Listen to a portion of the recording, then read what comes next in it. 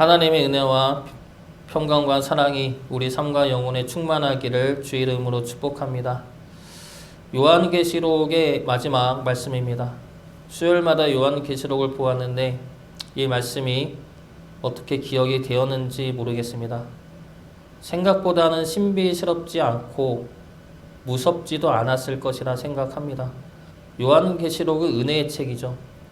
하나님의 자녀들에게 그리고 교회들에게 믿음을 지켜낼 수 있도록 힘과 위로와 능력을 더하는 말씀이 이 요한계시록 말씀입니다. 이 요한계시록 말씀을 마무리하면서 이 말씀을 통해 하나님이 우리의 믿음의 인내를 아시고 그 믿음을 붙잡아 주시는 하나님의 사랑과 은혜가 기억되어지기를 주의 이름으로 축복합니다. 오늘 말씀은 요한계시록의 에필로그 부분입니다. 요한계시록 전체 말씀을 정리하고 마무리하는 부분인데 이 말씀 전체에 자주 사용되는 단어가 있습니다. 바로 오라라는 단어이죠. 먼저 하나님이 내가 오리니 라는 말씀을 하시고 우리를 향해서도 오라 말씀하십니다. 그리고 마지막에는 아멘 주 예수여 오시옵소서 라고 화답하면서 말씀이 끝납니다. 그래서 오늘은 이 오라라는 단어를 중심으로 말씀을 살펴보겠습니다. 먼저 하나님은 우리에게 오리라. 하나님은 오리라 말씀하십니다. 7절 말씀 같이 보겠습니다. 보라, 내가 속히 오리니 이 두루마리의 예언의 말씀을 지키는 자는 복이 있으리라 하더라. 주님이 오시는 이유는 우리를 구원하시어 새 예루살렘으로 회복시키기 위해서입니다. 그 일을 이루기 위해 주님은 속히 오신다 말씀하십니다. 그래서 오신다는 것은 재림의 때를 이야기하지만 동시에 지금 우리의 삶 속에서도 항상 오심을 의미합니다. 믿음의 싸움을 하고 있는 우리들에게, 믿음의 인내를 보이고 있는 우리들에게 내가 속히 오리라 말씀하고 약속하고 계시는 겁니다. 그 약속을 하나님은 요한계시록 전체에 걸쳐서 그리고 성경 전체에 걸쳐서 하고 계시는 겁니다. 내가 속히 오리라. 내가 내 사랑하는 백성들 외에 내 사랑하는 자녀를 내버려 두지 않고 속히 오리라. 얼마 전에 소방관이라는 영화를 보았습니다. 그 2001년에 있었던 실제 사건을 영화화한 것인데 참 안타깝고 가슴 아픈 영화인 것 같습니다. 그 영화를 보면은 중간에 이러한 내용이 나옵니다. 집에 불이 나면 그 불을 끄기 전에 먼저 소방관들이 들어가 사람을 구출해냅니다. 그리고 사람들을 구출해내고 나서 불을 끄죠. 그래야 그 사람을 살릴 수 있다는 겁니다. 그래서 그렇게 작업을 하는데 어느 집에서 불이 나게 됩니다. 그리고 그 집도 이렇게 수색조가 먼저 들어가 사람을 찾습니다. 그런데 그 집에 가스가 샌다는 것을 알아서 밖에 있는 팀장이 안에 수색하던 대원들을 향해 나오라고 합니다. 집이 폭발할 수가 있으니까 사람들 그만 찾고 수색을 마치고 빨리 나오라 말합니다. 그래서 그렇게 나오려는 때에 집을 수색하던 반장이 방에 있는 가족 사진을 보게 됩니다. 그리고 가족 사진에는 엄마와 어린 딸이 찍혀 있죠. 그래서 그 사진을 보면서 어린 딸이 쓰러져 있다 직감을 합니다. 그래서 다른 대원들은 다 나갔지만 한 명의 대원을 붙잡아서 그 둘이 좀 더 수색을 합니다. 그리고 어린 소녀 하나가 화장실 욕조에 쓰러져 있는 것을 발견하고 구출해 나오는데 그때 집이 폭발해서 반장과 소녀는 살았지만 같이 수색했던 대원은 죽고 맙니다. 그래서 이 사건에 대해 한 부하 직원이 이 반장에게 원망 섞인 질문을 합니다. 무리하게 수색한 것이 후회되지 않습니까? 이 질문은 당신 때문에 부하 직원이 죽었다 라는 것에 대한 원망이죠. 그러자 반장이 이렇게 대답을 합니다. 소방관은 누구를 이기려고 목숨을 거는 게 아니라 구조자 목숨을 구하려고 내 목숨을 바칠 각오가 없으면 안 돼. 이 영화를 보면서 주님이 우리에게 오신다는 것이 이러한 상황인 것 같은 생각이 들었습니다. 우리가 불길 속에 갇혀 있다면 내가 불길 속에서 나갈 수 없어서 죽어가야 하는 상황이 있을 때 주님이 오시는 것이죠. 하늘 위에서 우리가 나오기를 기다리고 계시는 것이 아니라 내가 있는 불길 속으로 직접 오셔서 우리를 잡아 구원에 내셨다는 겁니다. 우리 삶도 이와 같을 때가 있습니다. 모든 길이 막히고 나는 그 속에서 어떻게 빠져나올 힘도 없고 방법도 없고 그래서 답답하고 절망에 빠질 때가 있습니다. 그럴 때 우리는 어떻게 합니까? 하늘을 바라볼 수밖에 없죠. 하나님을 바라볼 수밖에 없습니다. 그리고 하나님을 바라볼 때 하나님은 우리를 절대로 그냥 내버려 두지 않으십니다. 저 또한 이러한 경우가 많았습니다. 모든 길이 막혔을 때 하나님이 오셔서 구원해 내시고 길을 뚫어 주신 적이 여러 번 있었습니다. 그래서 감사하지만 동시에 드는 생각은 하나님은 왜 우리가 모든 길이 막혔을 때만 나를 구원해 내실까라는 의문을 품었습니다. 돌아보니까 저는 모든 길이 막히기 전까지는 내가 길을 뚫으려 했기 때문이죠. 내가 뚫을 수 있다 생각했고 내가 뚫으려 하니까 하나님을 바라볼 이유가 없었습니다. 내가 이 길을 뚫을 테니 하나님은 나를 도와달라는 기도만 했지 하나님을 바라볼 생각은 없었던 겁니다. 길이 점점 막혀오면 하나님을 더욱더 바라볼 여유가 없죠. 어떻게든 막히기 전에 내가 뚫어야 하기 때문입니다. 그러다 모든 길이 막혔을 때 그때 비로소 하나님을 바라보게 된다는 것이죠. 그 전에 하나님을 바라보았으며 그 전에 하나님이 반드시 오심을 믿고 바라보았다면 그렇게 힘든 상황까지는 안 갔을 것입니다. 하나님은 우리를 보고 계시고 우리를 구원하기를 원하시며 반드시 우리를 구원하러 오십니다. 재림 때는 물론이고 우리가 이 땅에 살아있는 동안에도 하나님은 수시로 우리에게 오셔서 우리를 구원해 내실 것입니다. 우리를 사랑하시어 우리에게 오시는 주님의 그 말씀과 그 능력을 믿고 소망하심으로 우리에게 주어진 하루하루를 주의 백성으로 온전히 살아내시기를 주 이름으로 축복합니다. 두 번째로 하나님은 우리를 향해 오라 말씀하십니다. 17절 말씀 같이 보겠습니다. 성령과 신부가 말씀하시기를 오라 하시는도다. 듣는 자도 오라 할 것이요 목마른 자도 올 것이요 또 원하는 자는 값없이 생명수를 받으라 하시더라. 여기서 신부는 교회 공동체 즉 새 예루살렘을 의미합니다. 성령과 새 예루살렘이 오라 말합니다. 누구에게 오라 말합니까? 듣는 자, 목마른 자, 원하는 자에게 오라 말씀하십니다. 듣는 자는 이 말씀을 듣는 자, 하나님의 말씀을 듣는 자이고 목마른 자는 영생에 갈급한 자이고 원하는 자는 구원을 원하는 자입니다. 성령님은 이들을 향해 오라 말씀하십니다. 오라는 말씀은 내가 너희를 기꺼이 받아주고 내가 너희를 기꺼이 구원해 내겠다는 말씀이죠. 이것이 하나님의 마음입니다. 그리고 우리에게 말씀을 주신 목적이기도 합니다. 오늘 말씀의 10절부터 15절까지 말씀을 보면 불의한 자는 그대로 두어 심판을 받게 하고 의로운 자는 행한 대로 상을 주신다는 말씀이 기록되어 있습니다. 그러나 이 말씀은 불의한 자는 내버려 두어 심판받게 해야 한다는 말씀이 아니죠. 이 말씀을 하시는 목적은 아까 읽었던 17절 말씀처럼 하나님에게 오게 하기 위해서입니다. 하나님에게 오라고 부르시는 것이죠. 불의한 자는 심판이 있으니 거기에 머물지 말고 하나님에게 나아오라 말씀하시는 겁니다. 나는 나에게 나오는 모든 이들을 받아주고 모든 이들에게 값없이 생명수를 주는 자이니 나에게 제발 나아오라 말씀하시는 겁니다.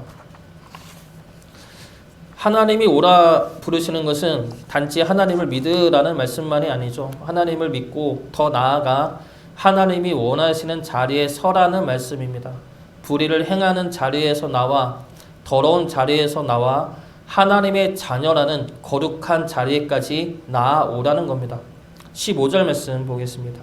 15절 말씀 같이 보겠습니다. 개들과 점술가들과 음행하는 자들과 살인자들과 우상 숭배자들과 및 거짓말을 좋아하며 지어내는 자는 다 성 밖에 있으리라.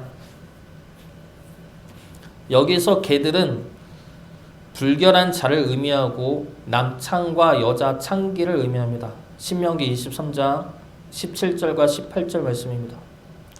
이스라엘 여자 중에 창기가 있지 못할 것이요 이스라엘 남자 중에 남창이 있지 못할지니 창기가 번 돈과 개 같은 자의 소득은 어떤 서원하는 일로든지 내 하나님 여호와의 전에 가져오지 말라. 이들은 다 내 하나님 여호와께 가증한 것임이니라. 남자 창기와 여자 창기가 이 개들을 의미하죠. 그리고 거짓말을 좋아하는 자는 자신의 생명과 욕심을 위해 예수님을 부정하는 자를 말합니다. 변절자들을 의미하죠. 이들은 자신의 생각으로 자신의 생명을 지키려 하는 자들입니다. 이들은 자신의 욕심과 욕망을 채우려 하는 자들이죠. 하나님은 새 예루살렘에 이러한 자들을 위한 자리는 없다 말씀하십니다. 그러니 그 자리에서 나와 하나님에게 오라 말씀하시는 것이죠. 우리가 있는 자리는 어떠한 자리입니까? 우리는 하나님이 부르시는 자리에 가 있습니까? 아니면 내가 있는 자리에서 하나님을 부르고 있습니까? 하나님은 우리를 죄의 자리에서 나오라 말씀하십니다.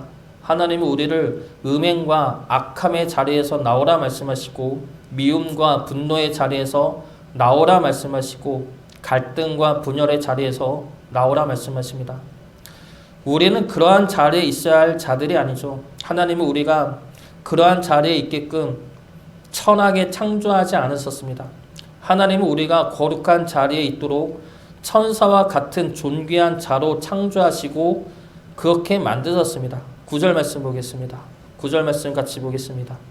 그가 내게 말하기를 나는 너와 내 형제의 선지자들과 또 이 두루마리의 말을 지키는 자들과 함께 된 종이니 그리하지 말고 하나님께 경배하라 하더라.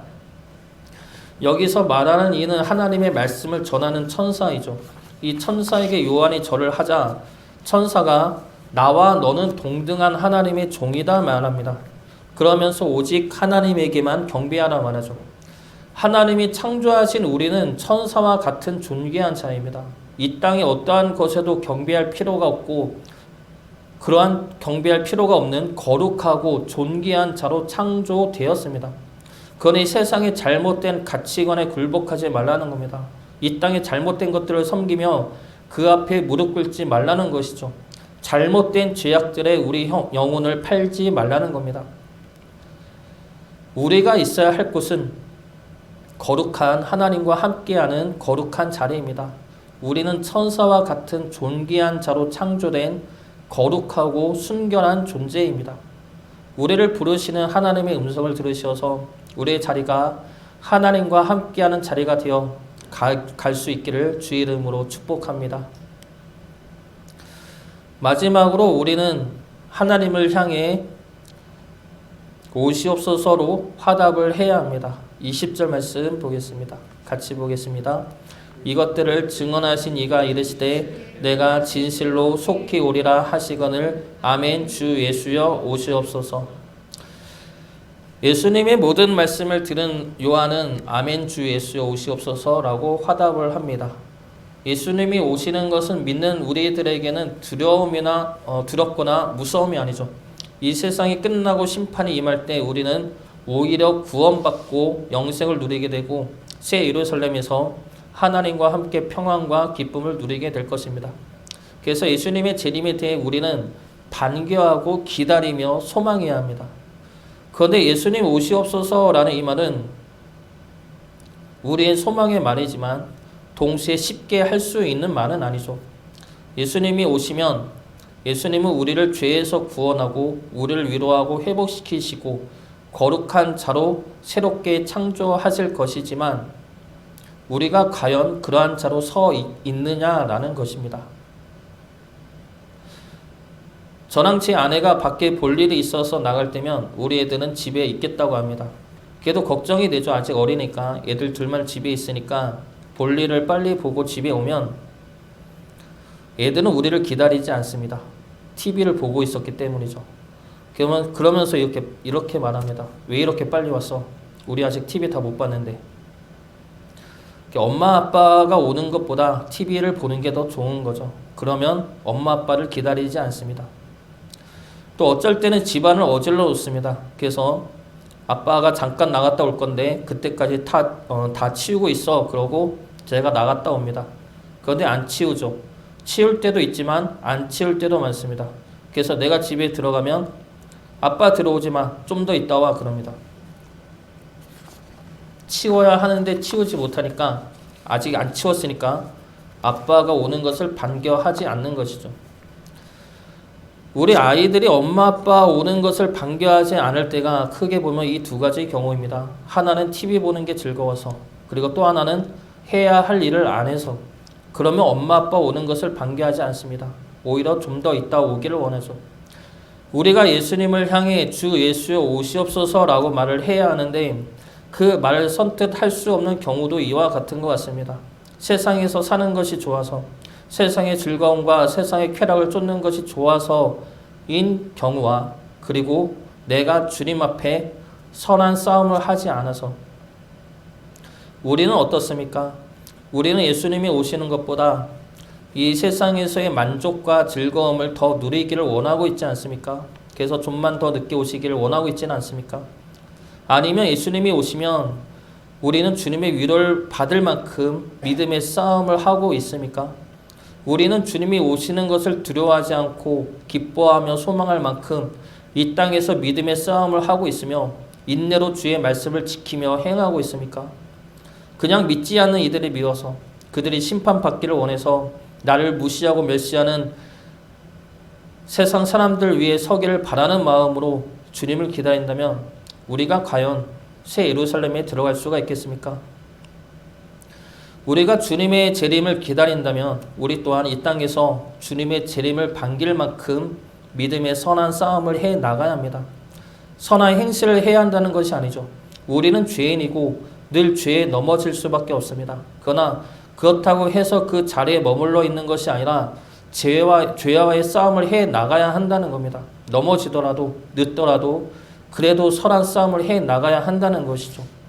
다른 이들을 향한 심판이 아니라, 나를 무시하고 멸시하는 세상의 종말이 아니라 하나님 앞에서 내 자신이 믿음의 싸움을 마쳤다 말을 할 수 있는지가 중요합니다.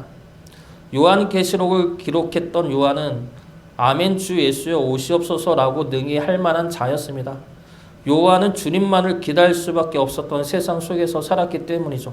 자신의 힘으로는, 믿는 이들의 힘을 합쳐도 믿는 이들을 향한 핍박과 박해는 이겨낼 수 없는 세상이었고, 믿는다는 이유만으로 수많은 위협과 협박과 고통과 죽음을 받아야 하는 세상이었기 때문입니다. 그리고 그러한 세상 속에서 요한은 믿음을 지켜낸 자였기 때문입니다. 그래서 요한은 주님을 향해 오시옵소서라고 말을 할 수 있었던 것이죠.